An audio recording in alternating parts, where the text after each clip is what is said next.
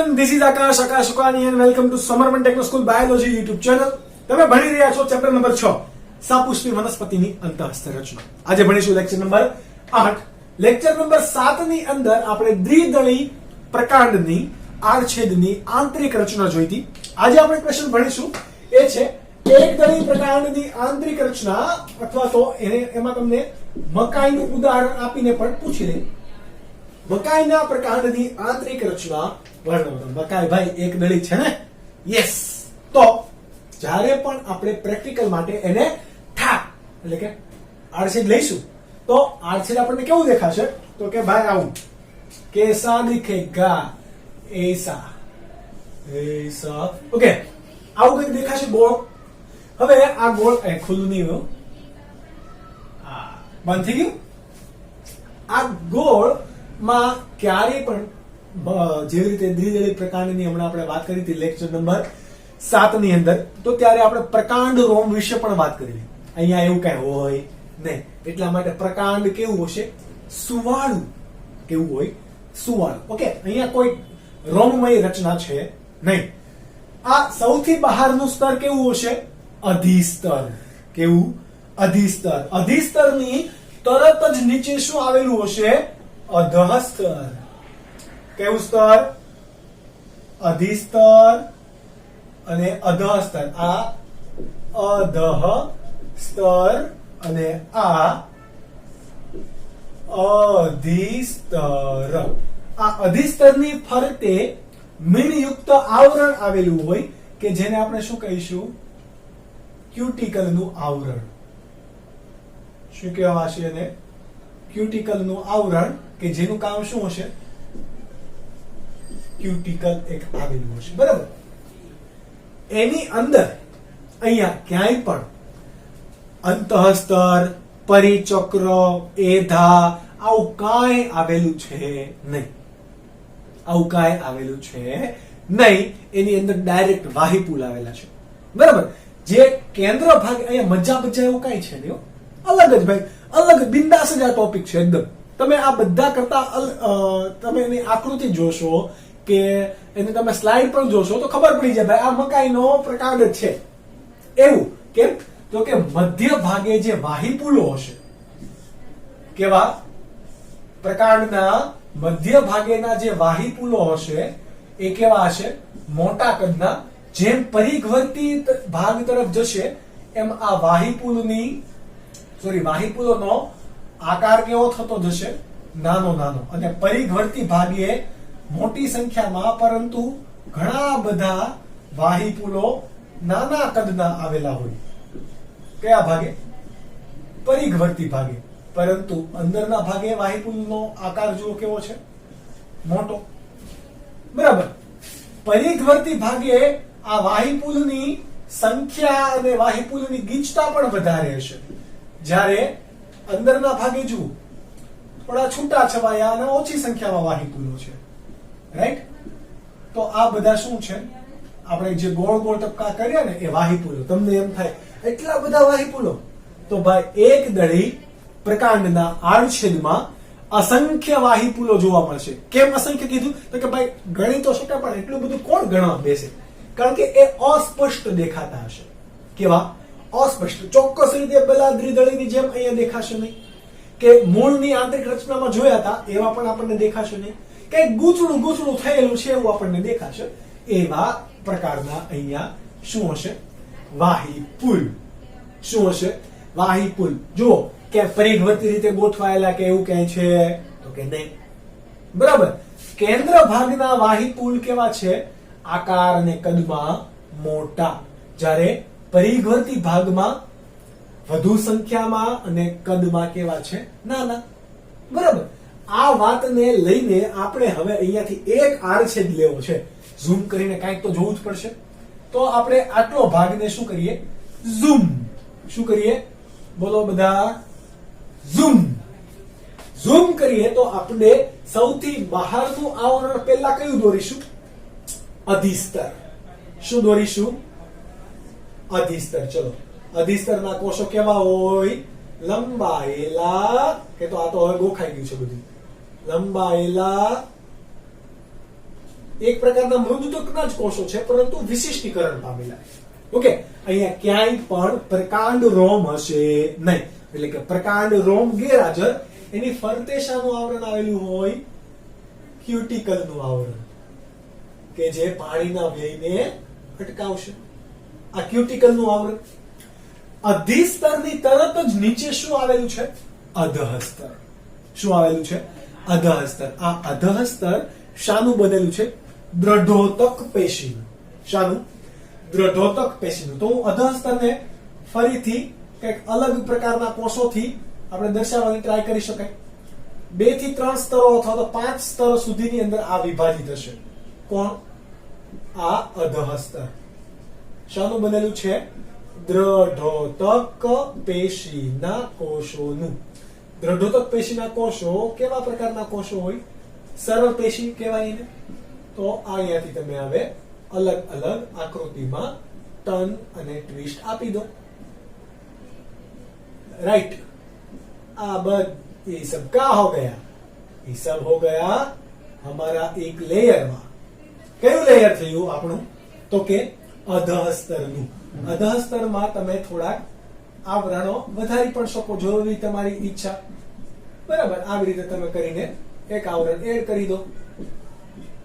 આકૃતિ તમારે ફ્લુઅન્ટલી વધારે સ્પીડમાં દોરવી પડશે. કેમ? તો કે જ્યારે પણ જો આવું એક્ઝામમાં પૂછાઈ ગયું ને, તો મને તો પ્રેક્ટિસ પડી ગઈ છે, એટલા માટે સ્પીડમાં આકૃતિ દોરી શકીશ. તમારી જો પ્રેક્ટિસ નહીં હોય તો વાર લાગશે.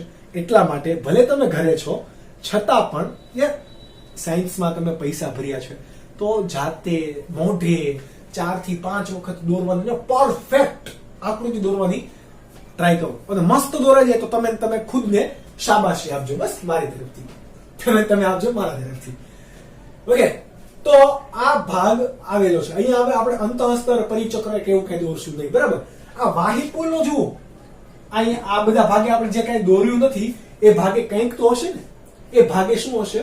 મૃદુતકના કોષોનું બનેલું બાહ્યક. પણ એને આપણે બાહ્યક ના કહેતા શું કહીશું? આધાર પેશી. કે જે કોને આપે છે આધાર? વાહિપુલને. તો એ અહીંયા આધાર પેશી આવશે. પરંતુ આપણે અહીંયા એક વાહિપુલ દોરેલું છે, તો એ વાહિપુલને પહેલા ડ્રો કરીએ. કોને? વાહિપુલને ડ્રો કરીએ. આ વાહિપુલ એકદળી પ્રકાંડની અંદર વાહિપુલ કેવા પ્રકારના કોષોનું હશે? તો કે દ્રઢોતકીય પુલકંચુક. પુલકંચુક એટલે કે ખૂબ ગાઢ રીતે જોડાયેલા હોય ને, એવા દ્રઢોતકીય કોષોનું બનેલું હોય. કોણ? તો કે વાહિપુલ. કોણ બનેલું છે? વાહિપુલ. ઓકે, આખું વાહિપુલ કોનું બનેલું હોય? દ્રઢોતકીય કોષોનું. તમને એક વસ્તુ પણ ખ્યાલ હશે કે જ્યારે પણ દ્રઢોતકીય કોષો આવે એટલે એની કોષ દિવાલ શાની બનેલી હોય? લિગ્નિન. કોષો કેવા હોય? મૃત. આ વસ્તુ તમને ખ્યાલ છે. આ આપણે અહીંયા વાહિપુલ ડ્રો કર્યું.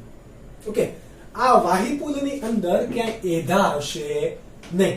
એધા નહીં હોય, પણ કયો ભાગ હશે? અન્નવાહકનો ભાગ હશે. કોનો?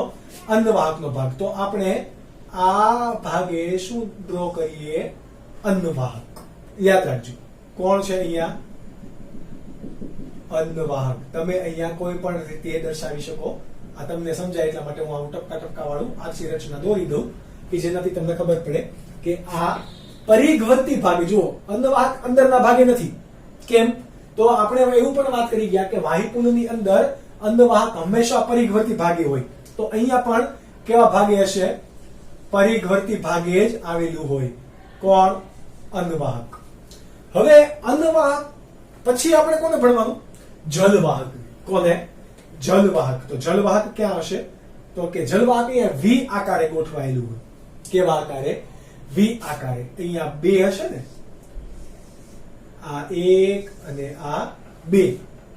આ બંને કેવા છે? મોટા કદના. એટલે આ બંનેને આપણે શું કહીશું? અનુદારું. શું કહીશું? અનુદારું. અને એક અહીંયા નાનું ઊંથું હશે, એ શું હશે? આદિદારું. આકાર કેવો છે? જુઓ, આમ વી આકારનું છે. ભલે તમને એ ડાગલો દેખાય, ડાગલો આમ કરતું હોય ને, વોટ્સઅપ નું ઇમોજીસ એવું કંઈક છે.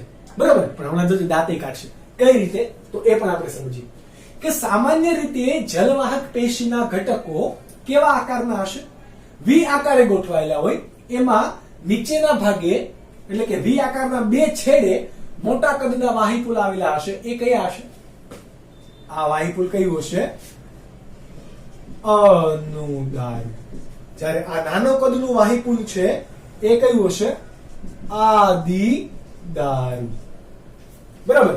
આ આદિદારું જે છે ને એ કાળક્રમે એટલે કે ધીરે ધીરે વિભાજિત કોષોની અંદર પરિવર્તન થશે. જેમ એક નળી પ્રકાંડનો વિકાસ થશે એમ આ આદિદારુની અંદરથી એ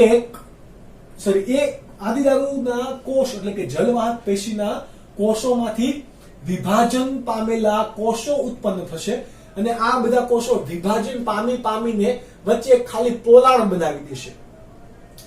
આદિદારુના કોષો એટલે કે આદિદારુ એટલે જલવાહક પેશીનો ભાગ એટલે કે જલવાહિની ત્યાં આવેલી છે. આ જલવાહિનીના કોષો ધીરે ધીરે કોષ વિભાજન થતો એમાંથી વિઘટન પામીને બધા કોષો ફેલાઈ જાય એ જગ્યાએ શું કરશે? મોટું કોટર બનાવશે. કોટર બોલે તો પોલાણ. શું? પોલાણ. તો અહીંયા આવી રીતે કોષો વિભાજિત પામતા હશે વગેરે. બરાબર, આવી રીતે કોષો સતત આવી રીતે વિભાજન પામે છે. સમજ પડી? આ કોષો વિભાજન પામે છે પરંતુ વિભાજન પામીને વચ્ચે એક શું બનાવે છે? પોલાણ. શું બનાવે છે? પોલાણ. એટલે કે આ બહુ મોટી એક રચના બની ગઈ. આજે બહુ મોટી રચના બની ને હવે વચ્ચેનું જે પોલાણ છે પોલાણમાં શું ભરાયેલું રહી? પાણીનો સંગ્રહ થાય કારણ કે જલવાહક પેશીનો જ ભાગ છે. બરાબર, એટલે અહીંયા વચ્ચે પાણીનો સંગ્રહ થાય છે. આ જે ભાગ બન્યો એને શું કહેવાશે? ભંગજાત વિવર. શું કહેવાય? ભંગજાત વિવર. આ ભાગને આપણે શું કીધું? અન્નવાહક. બરાબર, તો આ અન્નવાહક આ જલવાહક નો ભાગ તમને જો લાગે છે ને ડાગલું, પરંતુ હવે ડાગલું નહીં લાગે. કેમ? તો કે આની અંદર ક્યાંય પણ એધા જોવા મળતી નથી. એટલે કે વાહિપુલ કેવા પ્રકારનું છે? જલવાહક અને અન્નવાહક ધરાવે છે પરંતુ એધા ધરાવતા નથી. આ એધા નથી ધરાવતા પરંતુ આ અન્નવાહક અને જલવાહક એ સમગ્ર રીતે કયા કોષો વડે ઘેરાયેલા છે? તો હમણાં વાત કરી દ્રઢોતકના કોષો ગાઢ રીતે એકબીજા સાથે આમ જોડાઈને શું બનાવે? દ્રઢોતકીય પુલકંચુક. ફરીથી દ્રઢોતકીય પુલકંચુક. તમારે આને જેમ શણગારવો હોય બરાબર, કોઈકને અહીંયા આમ સાઉથ ઇન્ડિયન બનાવવાનું થાય તો આવું દોરી દેવાનું, ઘણાને અહીંયા ડોક્ટર બનાવવાનું થાય તો આવું દોરી દેવાનું, કાર્ટૂન બનાવી દેવાનું. પણ ધીરે ધીરે શું કરી દેવાનું? આવું બધું પૂરું કરી દેવાનું. પૂરું કરી દો એટલે કે આમ, કારણ કે આ બધા કોષો દ્રઢોતકના બનેલા છે એટલે તમારે ગાઢ રીતે જોડવા પડશે અને મજબૂત રીતે જોડવા પડશે. આ રીતે તો આ જે બધા કોષો છે એ કોષો એટલે કે કોણ? દ્રઢોતકીય પુલકંચુક. કેવા? દ્રઢોતકીય પુલકંચુક. આ આખું શું છે? વાહિપુલ. આ વાહિપુલ દ્રઢોતકીય પુલકંચુક ધરાવે છે એટલા માટે આ વાહિપુલનો પ્રકાર કેવો બનશે? વાહિપુલ કેવા પ્રકાર? વાહિપુલનું બીજું નામ પણ છે, એને કહેવાશે તંતુરૂપ વાહિપુલ. કારણ કે દ્રઢોતકીય તંતુ કોષોનું બનેલું હશે એટલા માટે એને કીધું તંતુરૂપ વાહિપુલ. આમાં જો એક જ વાહિપુલની અંદર જલવાહક અને અન્નવાહકના ઘટકો આવેલા છે તો કહીએ તો આને શું કહેવાશે? સહસ્થ પ્રકારનું. એમાં એક ચોક્કસ બાજુએ અન્નવાહક અને એક ચોક્કસ બાજુએ જલવાહક એવી રીતે આવેલું છે. એટલે કે પરિઘવર્તી ભાગે પરિઘવર્તી એટલે કે બહારનો ભાગ એ ભાગે અન્નવાહક આવેલ છે, જ્યારે જલવાહક બધાની અંદર આવેલું કયા ભાગે હોય? અંદરની બાજુએ એટલે કે કેન્દ્ર ભાગે જલવાહક આવેલ છે. એટલામાં આનો વિકાસ પણ જુઓ, આ આદિદારું છે, આ અનુદારું, એટલે વિકાસ પણ આમ થયો હશે. એટલે કે અંદરથી બહાર તરફનો વિકાસ થયો છે, એટલા માટે જલવાહક પેશી અહીંયા કેવી હશે? અંતરારંભ. એ પ્રકાંડમાં તો ગમે એવો પ્રકાંડ હોય તો આવી જ હોય, બરાબર. તો વાહિપુલ સહસ્થ છે, એક પાર્શ્વસ્થ છે. એક પાર્શ્વસ્થ એટલે કે એની એક બાજુએ એક ચોક્કસ અન્નવાહક અને એક બાજુએ જલવાહક. એને એવા પ્રકારના વાહિપુલને શું કહેવાય? એક પાર્શ્વસ્થ. તમે નીટની અંદર ભણશો કે આ વાહિપુલ હોય એની અંદર અહીંયા જલવાહક, અહીંયા અન્નવાહક આવું હોય તો આ બે બાજુ જલવાહક છે, અથવા તો આવું પણ હોઈ શકે, બે બાજુ અન્નવાહક છે અને વચ્ચે જલવાહક, બરાબર. કોઈ પણ પ્રકારે હોઈ શકે. તો બે બાજુ હોવાથી આને દ્વિપાર્શ્વસ્થ વાહિપુલ કહેવાય. પરંતુ અહીંયા એવું જોવા મળતું નથી. અહીંયા તો એક બાજુએ જલવાહક, એક બાજુએ અન્નવાહક, એટલા માટે એવા પ્રકારના વાહિપુલને શું કહેવાશે? એક પાર્શ્વસ્થ વાહિપુલ. અહીંયા વર્ધનશીલ પેશી છે તો કે નહીં, એટલા માટે અહીંયા આ વાહિપુલ કેવા પ્રકારનું હશે?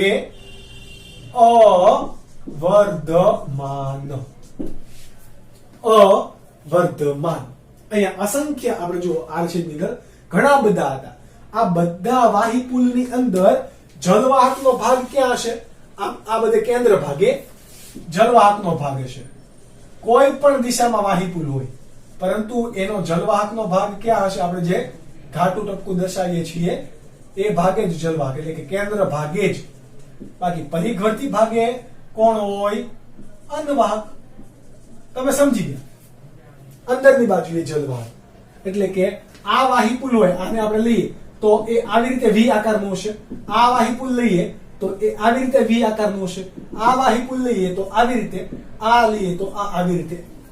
એમાં જલવાહક પેશી આવેલી છે. આપણે તો આ લીધું એટલા માટે વી આકાર આપણને સ્પષ્ટ દેખાઈ ગયો કે નહીં? ઓકે, તો આ રચના તમને હવે યાદ રહી ગઈ. હવે શું બાકી છે? તો કે ભાઈ આધાર પેશી એની અંદર ઘણા બધા વાહિપુલો આવેલા છે. તો આધાર પેશી શાની બનેલી છે? મૃદુતકના કોષોની. મણો બનાવવા મોટા મોટા ગોળ ગોળ, એટલે આ બધા કોણ હોય? મૃદુતક પેશીના કોષો. આ તમારે સ્પષ્ટ રીતે ડ્રો કરવાના છે, બરાબર. તમે આવી રીતે પણ દોરી શકો.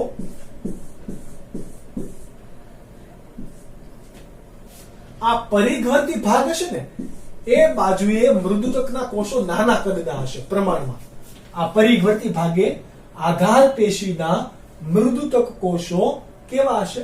નાના અને ઓછો આંતરકોષીય અવકાશ હશે.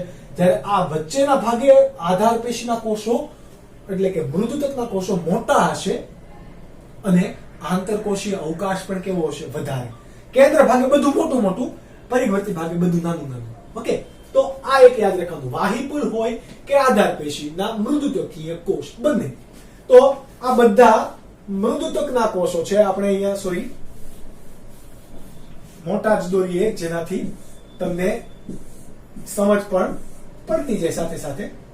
ઓકે, અહીંયા આંતરકોષીય અવકાશ કેવો હશે? પ્રમાણમાં વધારે. કોની સાપેક્ષે? આ પરિઘવર્તી ભાગની સાપેક્ષે. એ તો સરમેડા છે લેવા મોટા મોટા, એટલે ઝડપથી આકૃતિ દોરાઈ જાય, બરાબર. આ કોની રચના થઈ? એક નળી પ્રકાંડની આંતરિક રચના. ચલો નામકરણ કરીએ. આ આપણું હતું અધિસ્તર. બહાર આવેલું હોય એ ક્યુટિકલ. આ અંદરની બાજુએ એ અધઃસ્તર. અને આ બધા કોષો એ શું રચે? આધાર પેશી. અને આ આધાર પેશી એ જ અહીંયા આધારોતક પેશી તંત્ર. આ આધારોતક પેશી તંત્રની અંદર બાહ્યક, પછી પરિચક્ર, અંતઃસ્તર, આ કોઈનો સમાવેશ અહીંયા હશે નહીં. ક્યાંય છે આપણે બાહ્યક લખ્યું તો કે નહીં? ક્યાંય પરિચક્ર દર્શાવ્યું તો કે નહીં? કેમ? તો કે અહીંયા હોતું જ નથી. સમજ પડી? તો એટલા માટે આ આકૃતિ હવે આપણે ભણીએ કે હવે તો તે ભણાઈ તો દીધું. હવે હું તો એક વખત રિવિઝન આપીએ. આ તમારે શું કરવાનું? આ ડાયાગ્રામ નથી દોરવાનું. આ તમારે સમજવા માટે છે. તમારે આ ડ્રો કરવાનું જ્યારે પણ પૂછાય ને ત્યારે. ચોપડીમાં તમને ભલે બંનેમાં આપેલા હોય, પરંતુ આ તમારે ડ્રો કરવાનું છે. ચોપડીની અંદર આવું સ્પષ્ટ નહીં દેખાતું હોય, પણ તમારે આ રીતે સ્પષ્ટ દોરવાનું છે, જેનાથી તમે આખા સવાલનો જવાબ મસ્ત રીતે લખી શકો. આકૃતિ પરથી સવાલનો જવાબ છે ક્યુટિકલ. તો કે એકદળી વનસ્પતિના પ્રકાંડના આડછેદમાં અધિસ્તરની બહારની બાજુએ મીણયુક્ત આવરણ આવેલું હોય કે જેને ક્યુટિકલ કહેવાય, કે જે પાણીનો વ્યય અટકાવશે. અહીંયા ક્યારે. ત્યારબાદ અધિસ્તર. અધિસ્તર એ એક સ્તરમાં આવેલા લંબાયેલા ચપટા મૃદુતકીય કોષો છે કે એકબીજા સાથે ગાઢ રીતે જોડાયેલા છે. આંતરકોષીય અવકાશ જોવા નથી મળતો અને બહારનું રક્ષણાત્મક આવરણ છે. બધાની અંદર સેમ એનું વર્ણન હશે, બરાબર. તો આ અધિસ્તરમાંથી ક્યારેય પણ પ્રકાંડ રોમ ઉત્પન્ન થતા નથી. પ્રકાંડ રોમ ગેરહાજર. યાદ રાખજો શું શું ગેરહાજર છે, આપણે એનું લિસ્ટ બનાવીએ. ગેરહાજર શું શું છે? તો પહેલા પ્રકાંડ રોમ ગેરહાજર, બરાબર. તો પ્રકાંડ કેવું છે? રોમ ગેરહાજર છે તો શું વાળું? એકદમ લીસી સપાટી વાળું છે. ત્યારબાદ આ અધિસ્તરની આપણે વાત થઈ ગઈ, ઓકે. ત્યારબાદ વાત કરીએ કે એકદળી પ્રકાંડની અંદર એની આંતરિક રચના 3 ભાગની અંદર વિભાજિત હોય. અધિસ્તરીય તંત્ર, અધિસ્તરીય પેશી, આધારોતક પેશી અને વાહક પેશી. 3 જ અહીંયા યાદ રાખવાની, ઓકે. એમાં આપણે અધિસ્તરીયની વાત કરી. હવે આધારક પેશીની, તો આધાર પેશીની અંદર આધાર પેશી કયા કોષોની બનેલી હશે? મૃદુતકીય કોષોની. આ મૃદુતકીય કોષો પરિઘવર્તી ભાગે, પરિઘવર્તી એટલે કે આ ભાગ બહારની બાજુએ, પરિઘવર્તી ભાગે આ કોષો કેવા હશે? કોષો કદમાં નાના અને ઓછો આંતરકોષીય અવકાશ ધરાવતા હશે. જ્યારે મધ્યની અંદર આવેલા આધારક એટલે કે આ બધા વાહિપુલની વચ્ચે અહીંયા બધે કોણ આવેલું છે? આધાર પેશીના કોષો આવેલા છે આ બધા ભાગે. તો એ કેન્દ્ર ભાગે અથવા તો એને આપણે શું કહેવાય? કેન્દ્રસ્થ. પરિઘવર્તી અને કેન્દ્રસ્થ કોષો કદમાં કેવા હશે? મોટા અને અવકાશ કેવો અવકાશ? આંતરકોષીય અવકાશ વધુ પ્રમાણમાં તમને જોવા મળશે, ઓકે. આ વાત થઈ ગઈ આધાર પેશીની. આ આધાર પેશીની અંદર શું આવેલું હોય? વાહિપુલોની ગોઠવણી થયેલી હોય. આ વાહિપુલો એકદળીની અંદર અઢળક માત્રામાં જોવા મળશે, પરંતુ કેન્દ્રસ્થ ભાગે વાહિપુલો મોટા કદના છે, પરિઘવર્તી ભાગે વાહિપુલો નાના કદના અને એકબીજાથી નજીક ગોઠવાયેલા છે, ઓકે. તો આ વાત કોની કરી આપણે? વાહિપુલની. એની સિવાય આપણે રહી ગયું કે અધિસ્તરની અંદર અધિસ્તરની તરત જ નીચે કયું સ્તર આવેલું હોય? અધઃસ્તર. આ અધઃસ્તર શાનું બનેલું છે? દ્રઢોતક પેશીના કોષોનું. શાનું? દ્રઢોતક પેશીના કોષોનું. એટલે આ કોષો કેવા હોય? આ કોષોની કોષ દિવાલ લિગ્નિનની યુક્ત હશે તો કે યસ. આ કોષો જીવરસ વિહીન અને મૃત હશે તો કે યસ. આ કોષોની અંદર આ કોષો એકબીજા સાથે ખૂબ ગાઢ રીતે જોડાયેલા હશે તો કે યસ. કામ શું હશે? તો કે યાંત્રિક આધાર આપવું, બરાબર. મકાઈનો છોડ હોય, મકાઈનું પ્રકાંડ કે ઘઉંનું પ્રકાંડ હોય, એ આમ ઊભું હોય તો એ પવન આવે તો આમ ઢળી હાવ ના જાય, એ આમ સીધું જ રહે. એ મજબૂતાઈ કોણ આપે છે? આ આપણું અધઃસ્તરના દ્રઢોતક પેશીના કોષો. તો આ એક યાદ રાખવાનું, બરાબર. એ અધઃસ્તર હતું. અધઃસ્તરની તરત નીચે કોણ શરૂ થશે? આધાર પેશી, કે જે સમગ્ર રીતે આડછેદમાં ફેલાયેલી હશે. અહીંયા મજ્જા પર ગેરહાજર હોય એટલે અહીંયા યાદ રાખજો. હજુ એક કોણ ગેરહાજર છે? મજ્જા. પછી બાહ્યક. આમ તો બાહ્યકનો ભાગ કહેવાય, પરંતુ ચોક્કસ રીતે આપણે બાહ્યક પ્રદેશ નહીં કહીએ. ત્યારબાદ અંતઃ સ્તર ગેરહાજર, ત્યારબાદ પરિચક્ર ગેરહાજર અને હજુ વાહિએધા ગેરહાજર. એટલે આ લિસ્ટ તમારે યાદ રાખવાનું છે. આટલી વસ્તુ ગેરહાજર. વાહિપુલની વાત કરીએ તો વાહિપુલ કેવા પ્રકારનું હશે? તો કે તંતુરૂપ વાહિપુલ. કેમ? તો કે વાહિપુલ એ ગાઢ રીતે ગોઠવાયેલા દ્રઢોતકીય કોષોની વચ્ચે આવેલું છે. એટલે કે વાહિપુલ આ કોષોથી ઘેરાયેલું છે. જુઓ છે ઘેરાયેલું, તો કે યસ. આ કોષોને કેવા કીધા? દ્રઢોતકીય પુલ કંચુકના કોષો. દ્રઢોતકીય પુલ કંચુકના કોષોની ઉપરના બાજુએ એટલે કે પ્રકાંડના આડછેદના પરિઘવર્તી કોઈ પણ વાહિપુલ તમે લઈ લો આમાંથી, પરિઘવર્તી ભાગે કોણ આવેલું હોય? આ આપણે ઉપરનો બાજુ લીધું એટલે આ નીચેથી લીધું હોય તો આ ભાગ ઊંધો થઈ જશે, તો અંધવાહક નીચેની બાજુએ હશે. પરંતુ એ થયો કોની બાજુ? અધિસ્તર તરફ, પ્રકાંડના પરિઘવર્તી ભાગે. અધિસ્તર તરફ કોણ આવેલું હશે? હંમેશા અંધવાહક. અને કેન્દ્ર ભાગે કોણ આવેલું હોય? જલવાહક. અંધવાહક એ કેવા કોષોનું બનેલું હોય? તો આપણને ખ્યાલ જ છે, ચાલી નલિકા ચાલે. આ બધાનું કામ પણ શું હોય? ખોરાકનું વહન કરવું. ત્યારબાદ વાત અહીંયા મેઇન છે તમારી જલવાહકની. જલવાહક એટલે કે કોણ? આદિદારુ અને અનુદારુ. આ કયા આકારમાં ગોઠવાયેલા છે? વી આકારની અંદર. એ પૈકી વી આકારના બે છેડે જલવાહક કેવા પ્રકારના છે? કેવા આકારે છે? વી આકારના. આ વી આકારના બે છેડે બે મોટા જલવાહિનીના ઘટકો આવેલા છે. એને શું કીધું આપણે? અનુદારુ. આ અનુદારુ એ પછીથી નિર્માણ પામ્યા હશે, બરાબર. આના કેન્દ્ર ભાગે એટલે કે બંને આ એરા જોડાય છે ત્યાં આ ભાગે કોણ આવે છે? આદિદારુ. આદિદારુનો વિકાસ પહેલા થયેલો હોય કે અનુદારુનો? ઓબ્વિયસલી આદિદારુ પહેલા નિર્માણ પામે, પછી અનુદારુ નિર્માણ પામે. એટલે કે અંદરથી બહારની તરફ વિકાસ થાય છે, એટલે જલવાહક પેશી અથવા તો આ પ્રકાંડના વાહિપુલો કેવા હશે? પ્રકારના વાહિપુલોનો વિકાસ કેવો હોય? અંતરારંભી, અંદરથી આરંભ થયો એવું અંતરારંભી કોઈ પણ પ્રકાંડ હોય એમાં સેમ હશે. આ આદિદારુની વાત કરી, બરાબર. આ આદિદારુના કોષો એ વિભાજન પામીને મધ્યમાં એક કોટર જેવી રચના પેદા કરે છે, બનાવે. આ કોટરને શું કહેવાય? ભંગજાત લીવર, કે જે શું કરે? પાણી ભરેલ કોટર આપણે એને કહી શકીએ કે જે ભાગે શું ભરેલું હોય? પાણીનો સંગ્રહ થયેલો હોય. આ વાત છે કોની? એકદળી પ્રકાંડની આંતરિક રચના, બરાબર. તમે આને સિમ્પલી યાદ રાખી શકો. આકૃતિમાં તમને પૂછે તો પણ, નીટમાં સવાલ પૂછે તો પણ તમને આવડતું હોવું જોઈએ.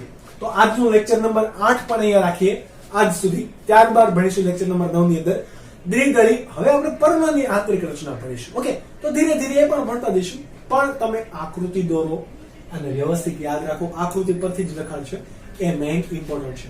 તો મળીશું નવા લેક્ચરમાં. ત્યાં સુધી bye bye and take care.